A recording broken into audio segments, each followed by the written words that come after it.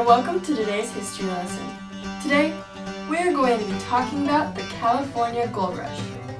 We are going to start this story off by learning about a man named Jim Marshall. Jim was a well-seasoned man. He lived all over the United States. Jim was born in New Jersey, but he fought in the Mexican War. He was a farmer in the great state of Kansas, and he worked in the northern parts of the U.S. Jim also raised cattle in California. Jim was now working in the Sacramento Valley, on the American River. He was working for a man named John Sutter. His job was working at a sawmill. John told Jim that he would earn a quarter of the sawmill's earnings. John also gave him money for hired help and supplies. As soon as Jim gathered his things, he set out to hire help. After 8 months of hard work, the sawmill was finally in business. Jim was happy because he knew that the sawmill would bring in a lot of money. There were many trees surrounding the river. One day, as Jim was wading through the river, he bent down and grabbed a handful of sand. To his disbelief, one of the pebbles he grabbed was gold.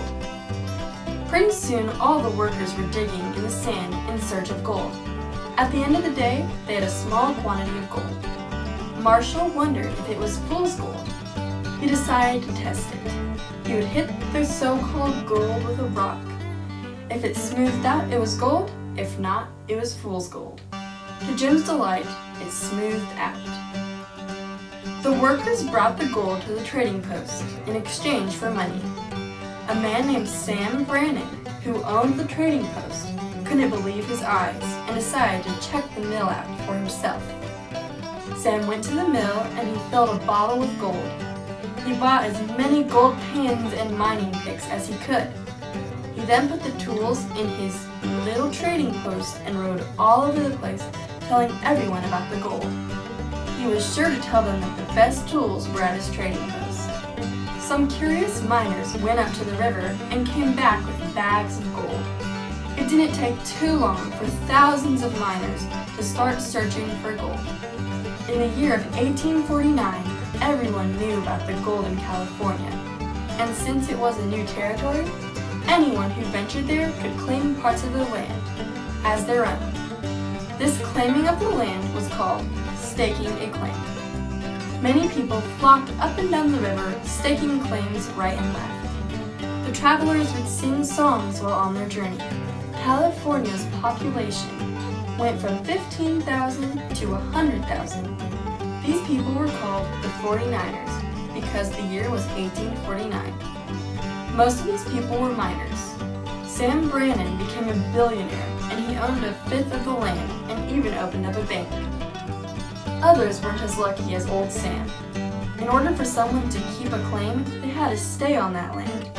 If they were gone for as much as a week, other travelers could claim that land.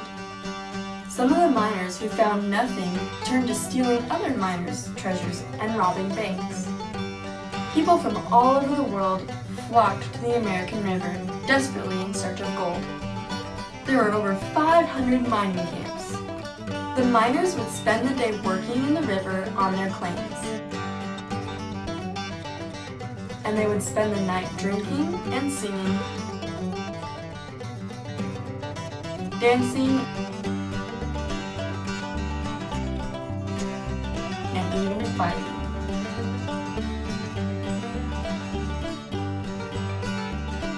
Finally, in the year of 1850, California became part of the USA. It was by far the richest state in America. Well, that wraps up our presentation. We hope you enjoyed this skit. See you next time.